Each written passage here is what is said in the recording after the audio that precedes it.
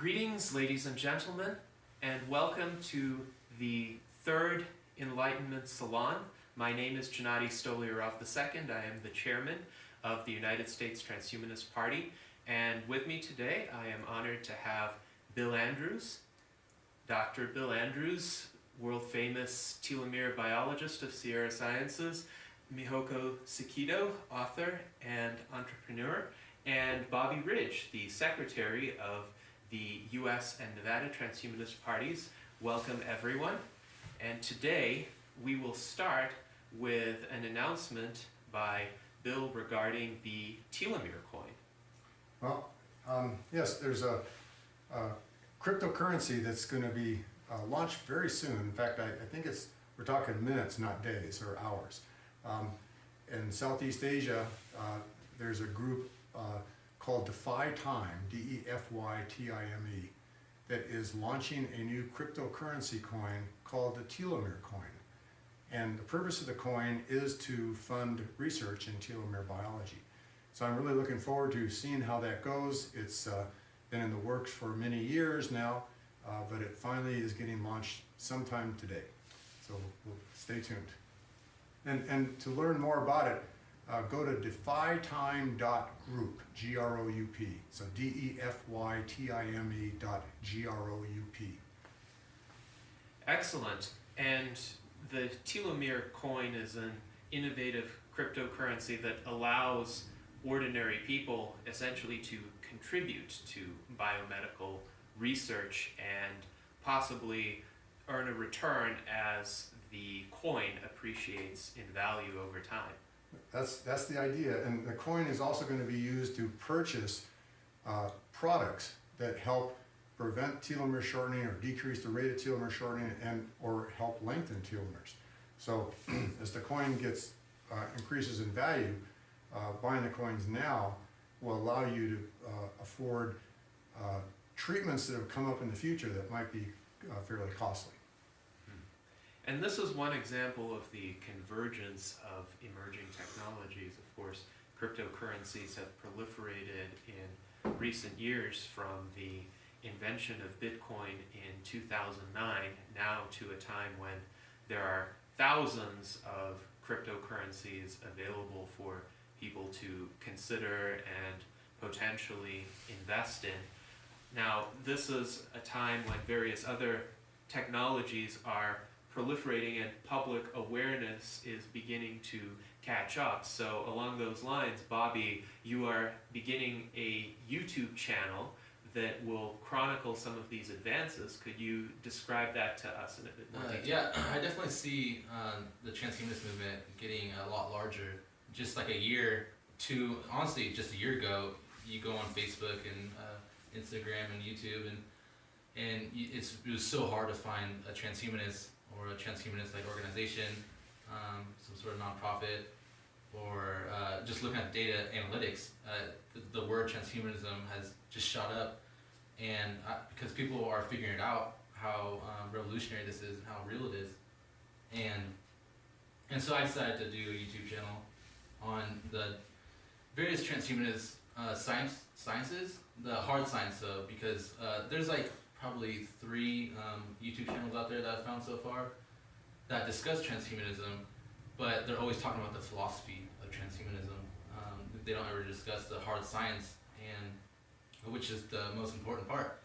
And so I discussed various pharmaceuticals like Metformin, gene therapies, stem cell therapies like MSCs, organ transplants is just doing incredible right now. It seems like human head transplants, artificial intelligence, blockchain, renewable energy, etc. And it's pretty tough doing that because it requires just like constant research and like a team of people. But I just started a week ago and I already have 400 followers on Instagram, and I get like 100 likes for each picture. And it's because what I was saying, there's just this huge movement. You can just see it happening. And yeah, I definitely recommend everybody check out the YouTube channel. The YouTube channel is called Science-Based Species. And yeah, it's really exciting.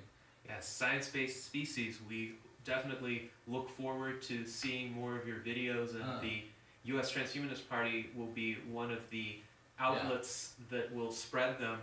when they are published. Yeah, I'll talk about the politics a lot of such as the United States Transhumanist Party, and for example, gene therapies. I discuss Bill's gene therapy in detail, and him extending telomeres and his human clinical trial that's occurring. And yeah. So, Bill, speaking of that, during the last Enlightenment Salon, you mentioned the LaBella gene therapeutics clinical trials that are currently in development. Tell us about the work that has been done to continue those preparations. Well, the LaBella gene therapy clinical study, which is going to be using an adeno-associated virus to deliver telomerase to all the cells of the body, is making progress. There's a lot of work that needs to be done in terms of getting a clinical protocol put together. And the biggest concern about any type of gene therapy is the immune responses that the vector causes. Not necessarily the gene that's called the transgene or the gene that's being delivered to the cell. That doesn't always cause problems, but the vector itself can cause immune responses. And there's been hundreds of clinical studies already done with this particular gene therapy called adeno-associated virus. And immune responses has been the big problem. So in putting together our clinical protocol, that's been our effort to really iron out the best way to do this clinical study without causing the vector itself to cause an immune response. Now, I was fortunate to be able to attend a conference in Chicago, Illinois last week called the American Society of Gene and Cell Therapy. And there I got an opportunity to sit down and talk with many of the world's leading authorities on how to do this. And I think now that after talking with them and stuff, I have a very good plan on how to deal with the immune response better than anybody else could ever come up with because of these experts. So I'm anticipating that the clinical study will begin very shortly. In fact, what I've heard is that they have already started producing the large quantities of gene therapy that are needed to treat people. And in the first round, there's probably going to be upward, maybe 5 people that are going to be tested,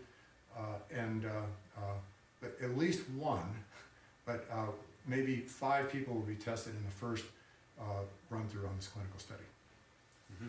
Thank you very much, Bill, for that update. And yes, hopefully we will see those tests begin on those 1 to 5 individuals, and if there are visible results, I think that will have a significant impact on public opinion. And I think affecting public opinion to get people to recognize that significant life extension is possible and that it is possible for people alive today is crucial. And along these lines, Bobby, it seems that your experience has suggested that more people are at least becoming aware of these fields of endeavor and are becoming interested. And Mihoko, you have some experience in promoting social media content and videos. So what would you say are some of the more effective strategies for getting out the messages of transhumanism and life extension? Okay, this is my opinion based on what I learned from working for big company and working with YouTube videos. What I learned so far, that the most important thing about video is the content being intriguing. And I watched a lot of videos, including very serious science-based videos, and the content is excellent and professionally done, but I saw very few people watch the video, and it's not just one channel. Like some scientists have channels, and they have they don't have a large subscribers, and whereas other channels that are more entertainment based, they have large audience, and typically YouTube channels are for entertainment, and because people watch YouTube to relieve stress, and they don't necessarily want to, school themselves. I mean, it would be great if you can entertain yourself and learn something useful to improve your life. But if it's too serious, it's not the best for YouTube channels, maybe for something else.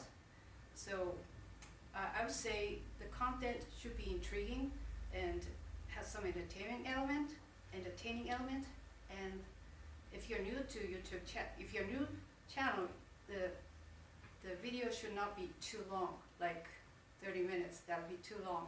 If you're already established channel, you already have a sizable audience, you can have longer videos, but I recommend starting with a video that's less than 10 minutes. I would say 3 to 6 minutes is a sweet spot. And lastly, how well the video is made, like how much money you put in the production is not the most important thing.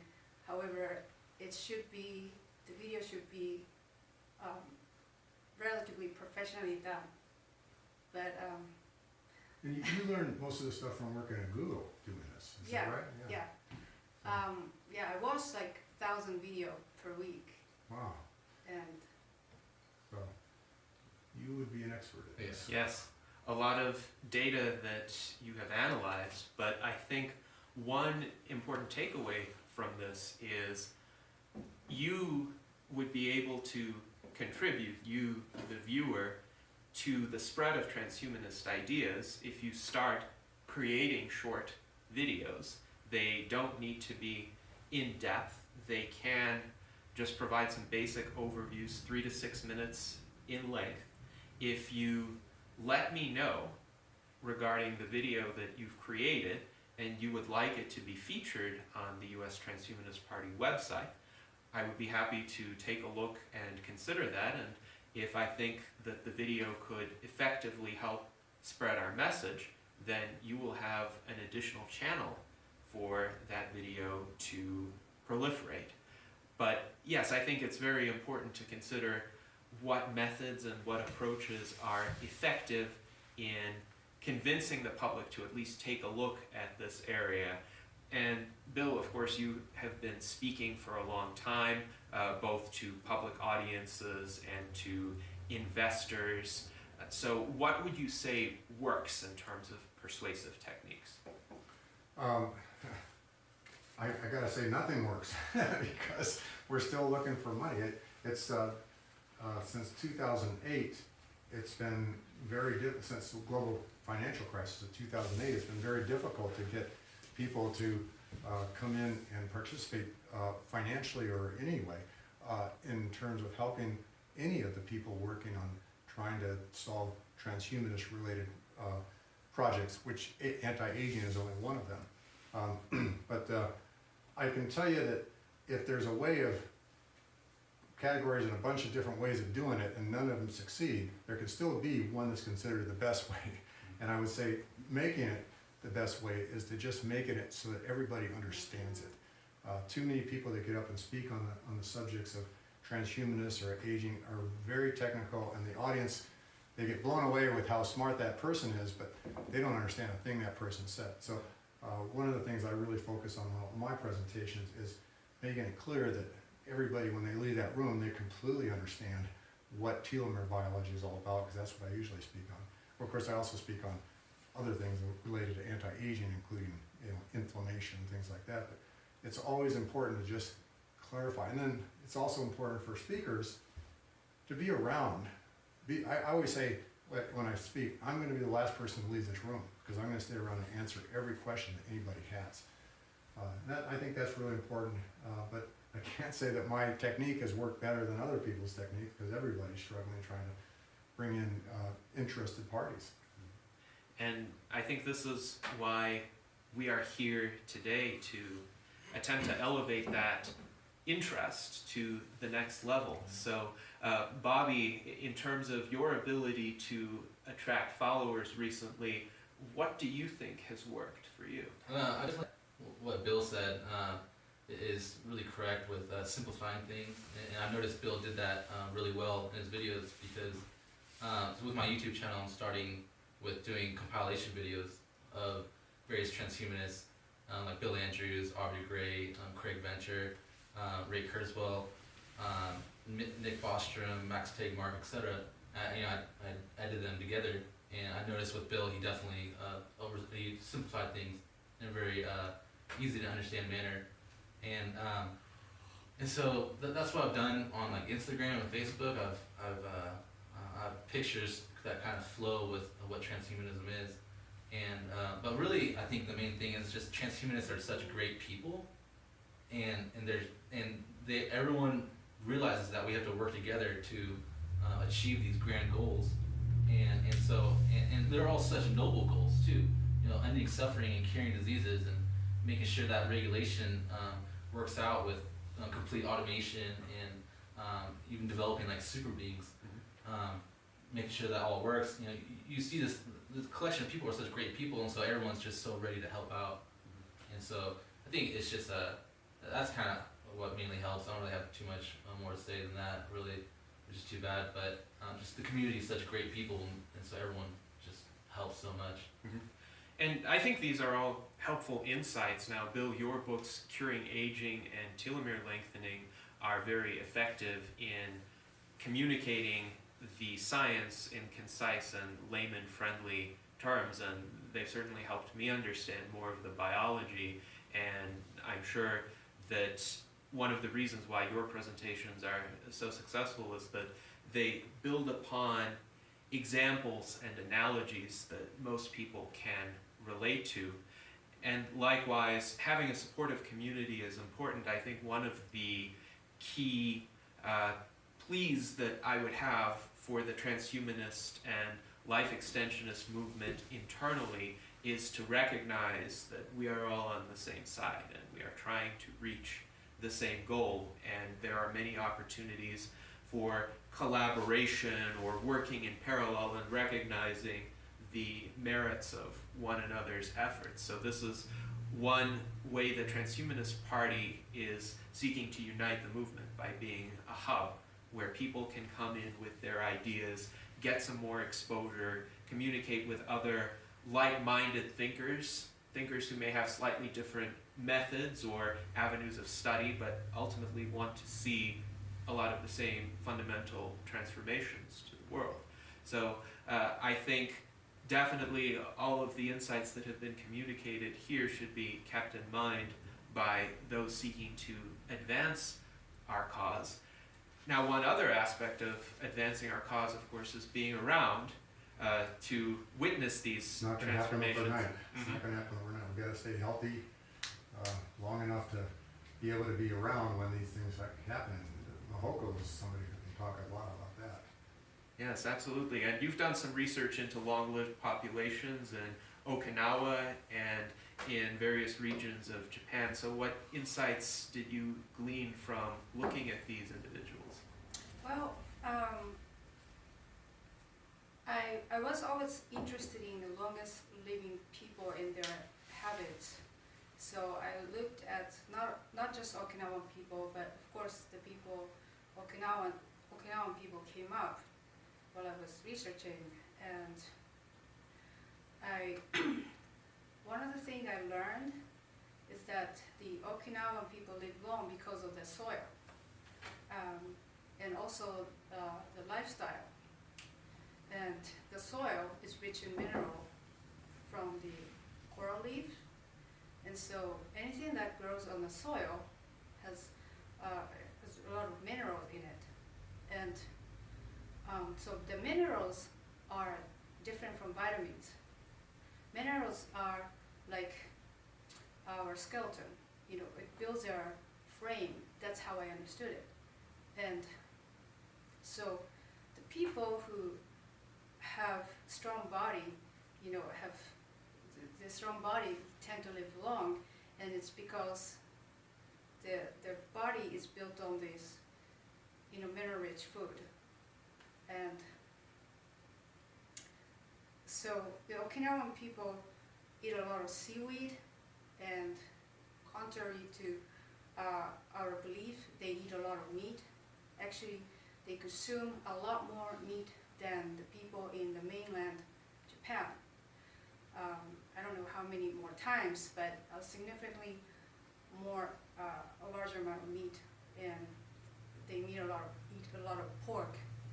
And the pork is different from what we eat here in the United States. I would say it's a lot healthier in the pork.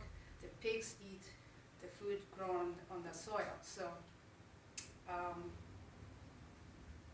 and also another thing that is affecting the long life factor is that they live in a community, and the old people and the young people, they coexist and they support each other. So I would say to me, I concluded one of the most important things is to have this support system.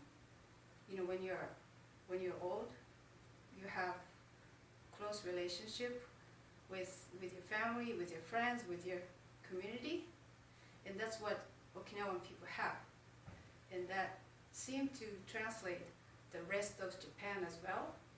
They, maybe it's changing today, but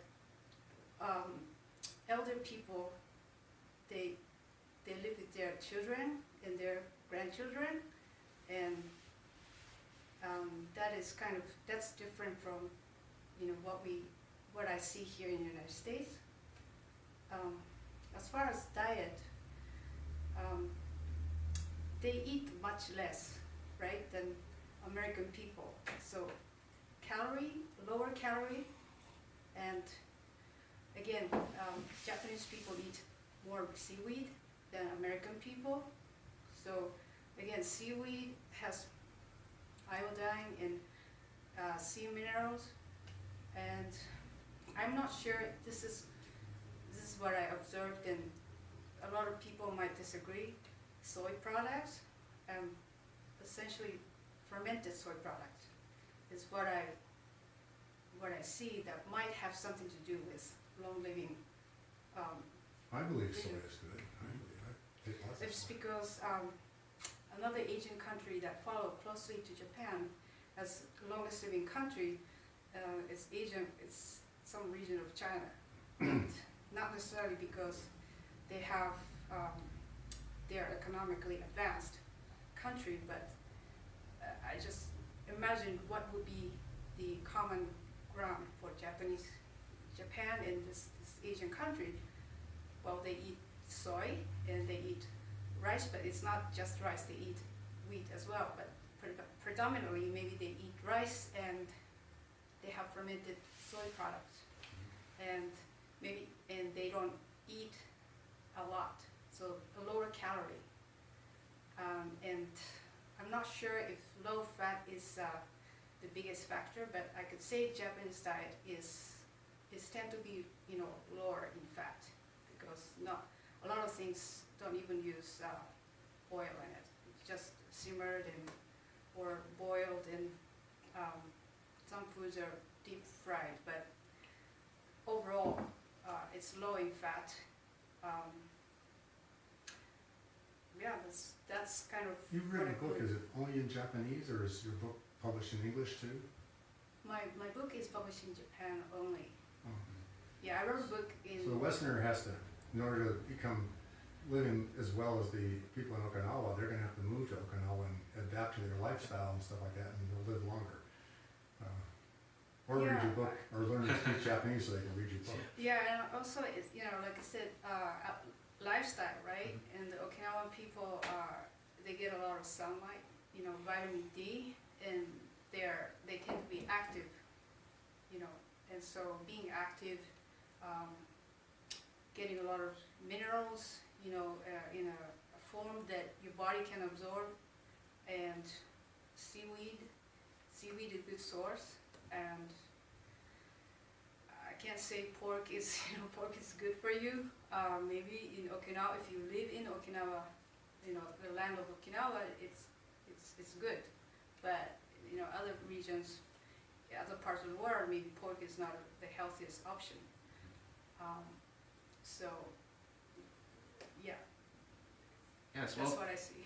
thank you for sharing those insights. And there are certainly a lot of areas we can venture into further. Now, you mentioned the benefits of physical activity as well as moderation in the diet, so limiting one's calorie intake. Now, speaking of physical activity, Bill, you and I are both ultra runners, and we know that ultra runners expend a lot of energy, many thousands of calories per run, so it's very difficult to complete an ultra run without additional energy intake during the course of the run. And you taught me that having a regular intake of carbohydrates prevents one from hitting the wall around mile 20. Now, in terms of that kind of consumption, when you're consuming calories in the course of extensive physical exertion, is it qualitatively better for you to do that in terms of those particular substances not having any long-term damaging effects on the organism as compared to if one just had a diet of 2,000 calories worth of gels per day? But the good news is if you are very interested in sugary candy bars and things like that, you can eat those while you're running, okay? Because it's been shown that you do not get insulin spikes from excess sugar when you're running. You only get it when you're sitting around eating a candy bar and not doing any energy. But when you're out running an ultra marathon or even a marathon or even a 10K race and you eat a candy bar, that sugar gets consumed before it can cause any insulin spikes. But so yeah, you get to eat almost anything you want during a race, but that doesn't mean you can eat it in between races. Then you risk yourself of getting high inflammation.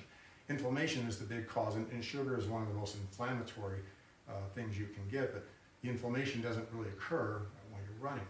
But inflammation has been given a bad rap, or running has been given a bad rap in terms of inflammation, because a lot of people do get high levels of inflammation from running. But that's only because a lot of runners really push way too hard. And so a lot of times people hit the wall, as Gennady had mentioned, at 20 miles, and decide they can't let this wall stop them, and they just keep pushing. That's really bad for you. That induces inflammation. My rule of thumb, and this is something I've hopefully passed on to Gennady, but we'll have to see, is when it quits being fun, that's when it's time to quit. Even if you're in the middle of a race, don't push it. Quit when it quits being fun and save it for another day. Because if you take that type of philosophy, your inflammatory response will never get really high. I get my CRP, which is I think the best marker of inflammation, measured in your blood. I get that measured all the time. And the highest I ever see is 0.3. And 0.2 is like, and a lot of times it just says less than 0.2, which is below the detectability. But if I was to, and there's been a few times when I've really pushed really hard in races to finish them, and then that caused my CRP score to go up to like 10. And that's very temporary, but that's really bad for you. And I don't recommend it. But I do believe that a lot of running, consistent running every day, trains your body to not recognize running as something that has to induce an inflammatory response. Because remember, inflammatory responses were induced, created, evolved, whatever, as a means of fighting disease. So when you get infected by a bacteria or something like that, your immune system triggers to fight that. Well, a lot of times when you start running and you're not really a habitual runner, you're not running all the time and stuff, and your joints start feeling something's different here, that induces an immune response, and you get a lot of inflammation. That's bad. So you want to, keep consistent, run all the time.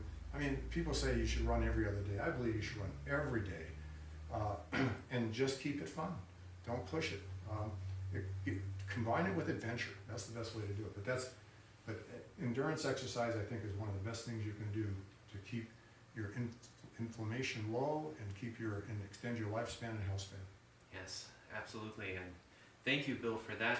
I think I have learned the lesson of not pushing it, in the sense that, at least the way I see it, I never expend 100% of the effort that I could be expending. I never push myself near the breaking point. I maybe push myself to about 80% of that, and then I have enough energy, hopefully left over, to deal with whatever challenges come up. As an example, I completed the Silver State 50K, 50-kilometer race on May 19th, and that was a challenging race because it involved a lot of climbing.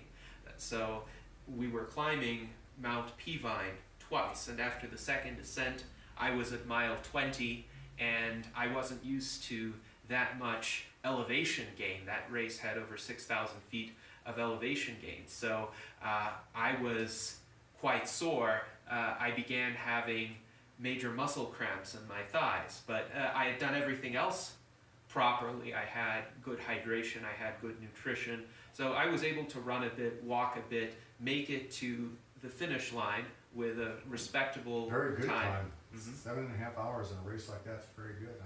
I saw your results. The problem probably for the cramps would be your electrolytes were too low.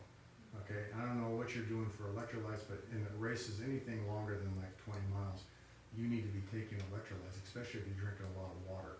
Water dilutes your sodium and potassium and magnesium down, and especially the sodium and potassium can cause cramps in your legs and stuff like that. But just supplementing with an electrolyte based on how much water you're drinking is the way to solve that problem. Yes, absolutely, and I will definitely keep that in mind for future races. Two very generous individuals along the way back gave me 2 salt tablets that I think helped carry me through that. But I returned, and I didn't have major adverse effects. A couple of days of recovery, and now I'm back running long distances. The coconut water would be good next time because it has electrolyte in it. Yes, indeed. So, in terms of advice for healthy living, what would you say makes it more difficult for people to lead a healthy lifestyle? Well, if you leave it up to your motivation or when you are in the mood for it, you will fail. So the best way to start a healthy diet is to create a plan, day-to-day plan. So from morning to night, until you go to sleep. So you literally write down what you would consume first in the morning, what you would consume for lunch, and what you consume for dinner. And you can create a schedule from Monday to Friday. And basically you will just, once you create a plan, you will acquire the ingredients or the materials, and you have all the things ready. So it's not going to be left up to when you're extremely hungry or when you have your motivation. It's already there, and so you mechanically start. When you wake up, you already have your food or things ready. You will mechanically start it, and you stick to it, right? Throughout the day, you already know what you're gonna eat for lunch, what you're gonna eat for dinner. This is good for beginners, and this is how I succeeded when I had to overcome curing my eczema, because I was addicted to sugar. So in order to eliminate all those food that I was addicted to, I had to plan ahead. So planning ahead and having food and material ready, all in your fridge, it's going to help a lot. And so that's my number one advice. And don't count on your motivation. You should be motivated to create the plan and go out and get the materials and food items, and then just start doing it. Now, that's going to be easy for single people. What in couples, where one person is responsible for grocery shopping and cooking and things like that? How does the other person solve the issue that she was talking about? Okay, if you have a partner, you have a family member, you're living together, you're obviously going to have to communicate with them what you're going to do, and they will support you because they love you, right? So if someone else is going to shop for you, you will give them the list of things that you need, and you will create your own plan from morning to night, 7 days a week, and you create a plan for, initially you say to yourself, I'm gonna stick to this for a whole week or 2 weeks. And when you have this frame, it's easy to stick to it, as opposed to you vaguely start telling yourself, I'm gonna do better, I'm gonna eat healthier starting tomorrow without any plan. You're bound to fail. I experienced that, and the only way I succeeded was when I had a plan. I agree with everything you're saying. I just found it, even though in a couple relationship, you can communicate and stuff like that, it's still a lot easier, and this is what I chose to do. Mm-hmm. I now do all my own grocery shopping, and I Right. do all my own cooking. I know exactly what I'm gonna eat every meal for days on end, because Right. I'm at the grocery store buying them at the time. And it's a really great way, it's so much easier to not cheat in between meals and stuff like that, because you know what your meal schedule is. Right. It works for me. Yes, if you're on like a restricted diet to deal with some, ailments, for example, you're doing it for a specific reason, you need to stick to it. And it's best that you do your own shopping, and because if you rely on another person, you're kind of burdening the stress of getting the right thing or wrong thing, so it's best that you do it yourself.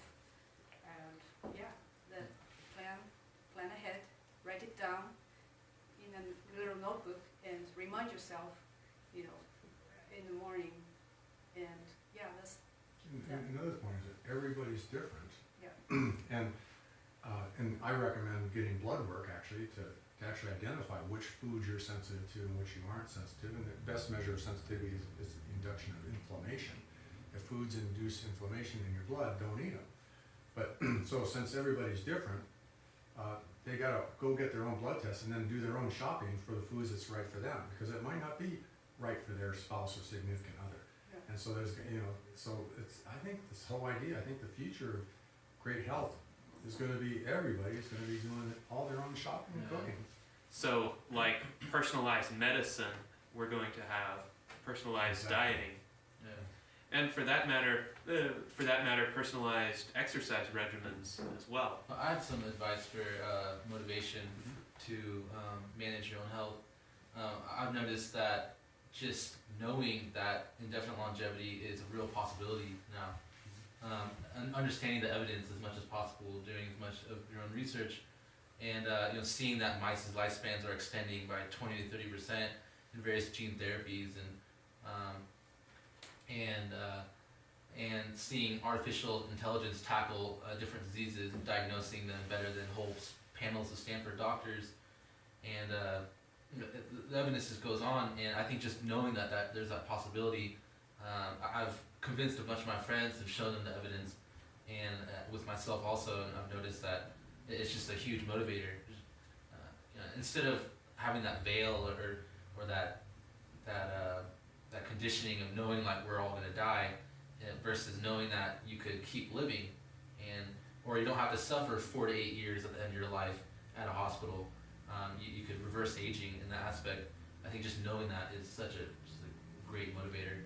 Yes, absolutely. And if indefinite longevity is going to arrive in a few decades, then it matters whether one lengthens one's life expectancy through current techniques by another 10 years, because that could mean the difference between making that cutoff between the arrival of longevity, escape velocity, and being one of the last people not to benefit from these life-extending treatments.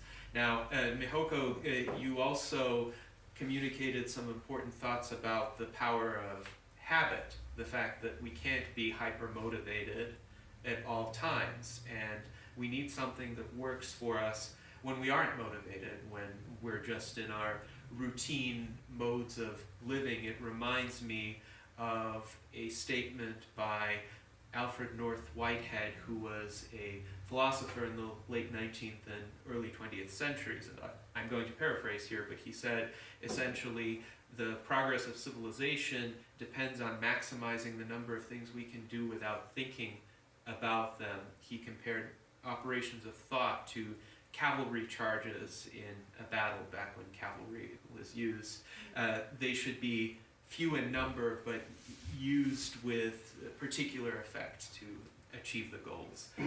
Because we do, unfortunately, because of our biological limitations, have limited mental capacity. So we can only keep a few things in our minds at the same time, and life is becoming increasingly complicated. We have technology to assist us, but we also have our habits and routines to assist us, and those should be as conducive to healthy living as possible.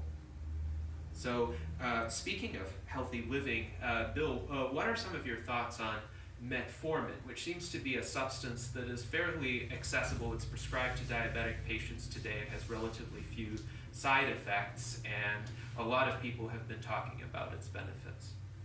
Well, I've been taking Metformin for over 10 years now. When the data first came out, Metformin was originally developed for diabetics. But after a few years of patients being on Metformin, they started noticing that the diabetics on Metformin were having a lower incidence of cancer than the patients that weren't on Metformin. And well, so somebody thought maybe this has something to do with diabetes or something like that. So they did a Metformin study on non-diabetics. And they found that the non-diabetics that were on Metformin also had a lower incidence of cancer than the non-diabetics that weren't on Metformin. Well, when I read that study, and believe me, when I read a study, I interrogate it tremendously to make certain I believe everything they're saying.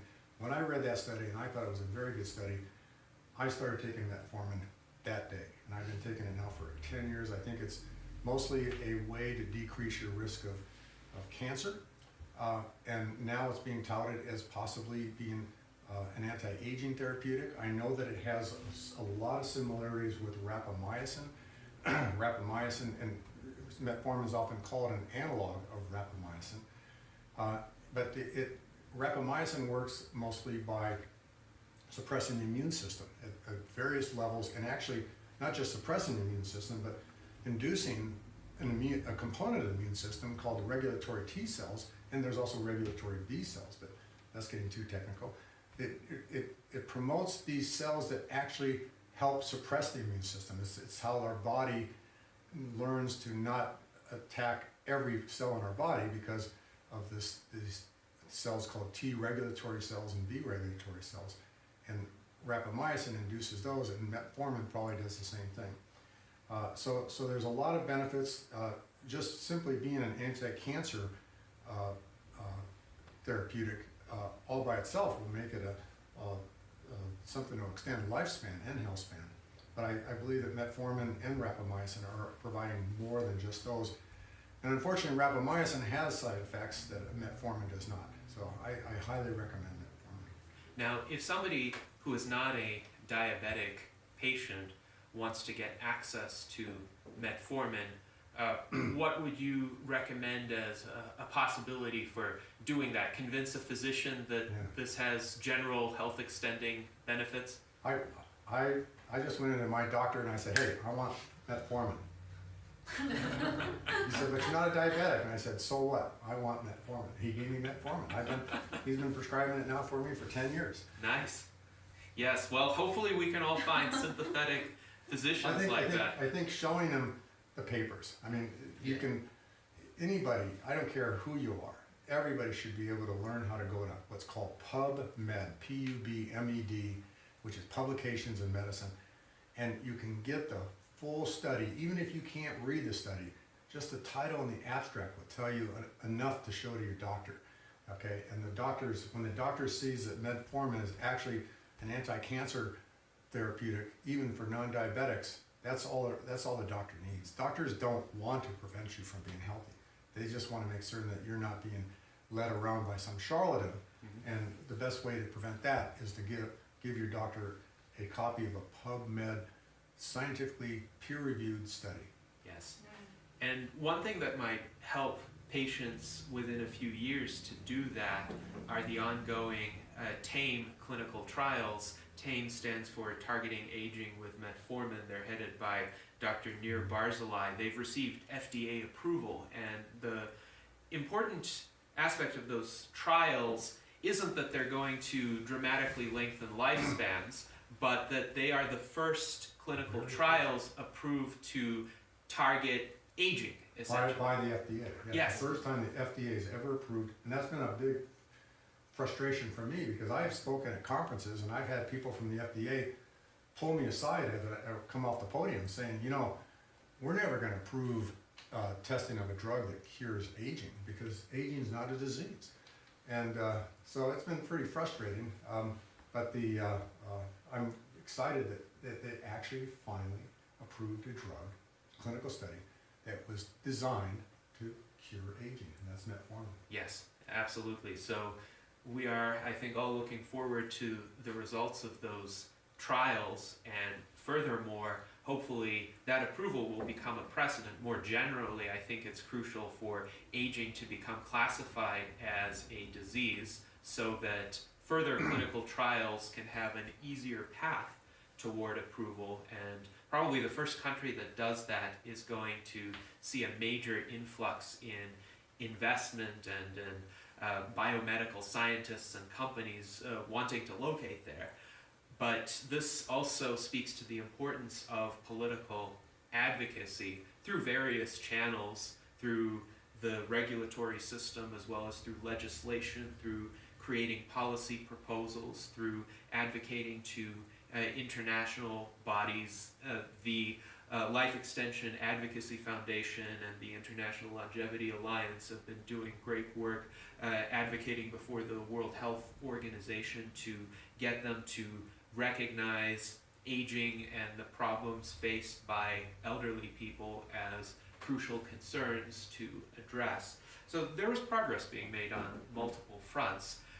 But again, I think for us as individuals, we need to pursue a two-pronged strategy. One of the prongs is advocacy for these advancements to be pursued and recognized politically, and the other prong is personal, to try to extend our longevity to the greatest extent possible.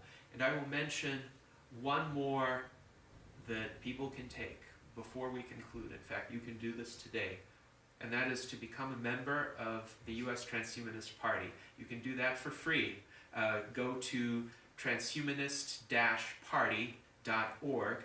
There is a link at the top called Membership. You can sign up via an electronic form. It is extremely quick and easy to fill out. There are absolutely no strings attached. You provide very minimal information: your name, your email address, the jurisdiction where you're located, and whether or not you agree with our 3 core ideals.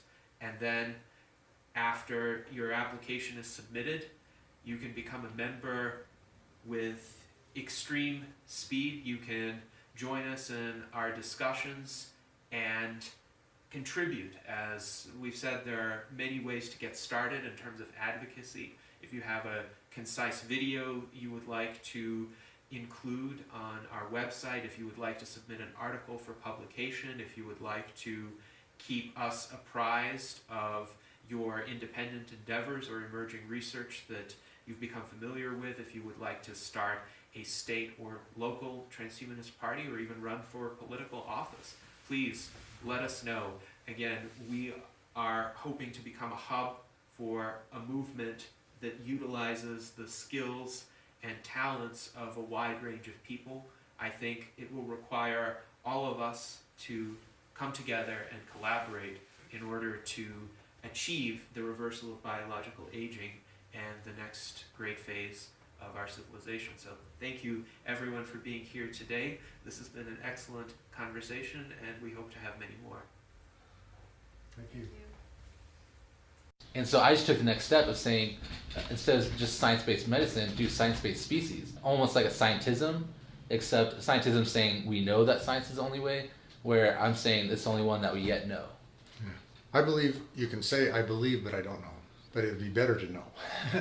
So I believe in science-based medicine, but I definitely wouldn't, if I had a disease and there were like 20 different solutions to curing that disease, Yeah. I wouldn't pick only the science-based Yeah. medicine. I do them all. Yeah. Okay, unless they were somehow interfering with each other. Just like when we were talking about sarcoidosis before. But the vitamin D depletion is not science-based medicine. But I'll tell you, there's a lot of testimonials where people were told that they were incurable. Suddenly their sarcoidosis just completely disappeared. And that's a lethal. Sarcoidosis is something that'll kill you if you don't get rid of it. Jeez. But not as fast as cancer. I'm doing pretty well with the YouTube channel too. I just started Instagram a week ago, and I already have 400 followers. Oh, And congratulations. I'm getting like 100 I got 100 likes on like a few different photos, and then Facebook I have a couple thousand like friends so far, and so it's moving along pretty quick. And because the transhumanist community is very like just great people, really nice, and that makes sense. Everybody. The only way to truly achieve what we want to achieve is to work together, and so I'm sure that's something that's well understood, and it's possibly the most noble cause, right? Trying to end suffering and cure all diseases and make sure that democratization occurs with these great technologies. I can't really think of something that's more noble than that, Yeah, years ago I thought of something like that. I was interested in starting an organization that focused on developing human potentials. Yeah. That sounds like transhumanism. Yeah.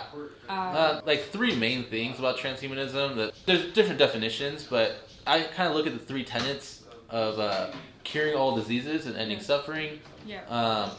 augmenting ourselves into super beings. Yep. Like I want to teleport.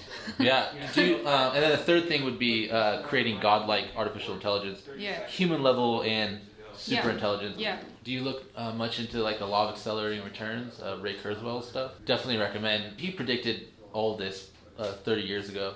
Okay. And so I definitely recommend you check out Ray Kurzweil. He's a very important person. He explains everything very thoroughly. You can hear it from Gennady too. Okay. He's a very important person to check out. Okay. Ray Kurzweil. He's the chief engineer of artificial intelligence at Google. Oh, I should have known, right? Well, it's fine. Not many people. He's super popular now, Yeah. but for the past 30 years, everybody thought he was completely out there. But his models kept holding true. Yeah. And like for example, he predicted 30 years ago that we would have self-driving cars Yeah. in 2019. Whenever she feels Well, like it's GM this January, the major car industry, GM, they're petitioning for to have a fleet of self-driving cars on the road by 2019. They want to have the regulations all set. So one more prediction of his is just came true. It's pretty nice. Yeah. Definitely looking forward to some self-driving cars. Oh, me too. God, Yeah. I think that the world hasn't even seen the benefits that are really going to come out of self-driving Yeah. cars. And I'll tell you, one of the big things I think of self-driving cars is people are going to start walking, okay? Doing a lot more walking and hiking and stuff like that. Uh-huh. And have their car meet them at places Yeah. to provide them with supplies and things like that. So instead of like driving to Sacramento, hey, I'm going to walk. Really? And yeah, good for exercise. I think that's going to be a lot of that kind of stuff going on. And then I think there's going to be driverless cars that are going to have drones that are on the top. Yeah. The drones can deliver supplies Nice. and get recharged from the car and things like Yeah. that. I have friends in the drone business that are talking a lot about doing that. There's already those too out there. Amazon's doing that, and there's a pizza delivery company that's using drones. But they still have distance issues. Yeah. Okay? They can't go very far. And they can't go at nighttime. I think regulations don't allow for nighttime. But they're going to be able to allow it soon because as Yeah. soon as the GPS all gets better so that every drone can keep track of other drones and airplanes and things like that, there's not going to be any collisions. Yeah.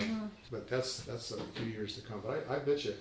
The self-driving cars, next year, 2 years from now, they're going to be super common because GM just petitioned this January to have like 60,000 I cars. already have a partial. My car Yeah. Nice. will stay in the lanes. Awesome. Okay, but it bounces back and forth. When it starts realizing that when I'm going to turn, it starts jerking, and then it starts bouncing back and forth, and then it gives the big letters, put your hands on the steering wheel.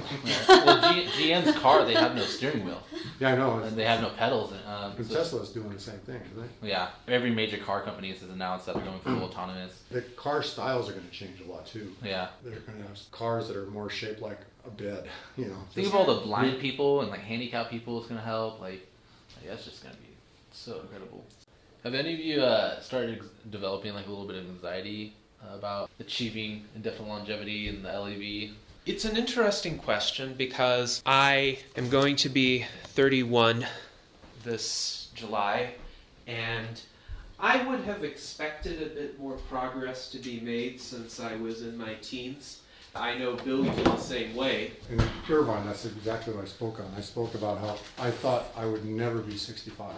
And it's and how much my life has changed. In fact, that's what Newton is going to, he's transcribed my entire talk and he's going to be published.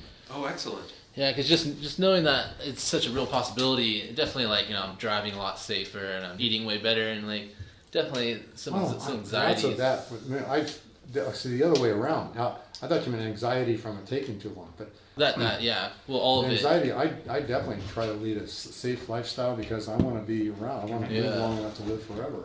Absolutely. Yes, and as do I. For me, the fact that it hasn't arrived yet hasn't changed my conviction that it can arrive in our lifetimes, as well as my view of the importance of a healthy lifestyle in the meantime. If anything, the fact that this may be taking longer than we initially expected is a motivator to be as healthy as possible because It's all fun. Yeah. It's all fun. Yeah. That's why I say it's so long. it's a matter of whether we can individually make that cutoff as well.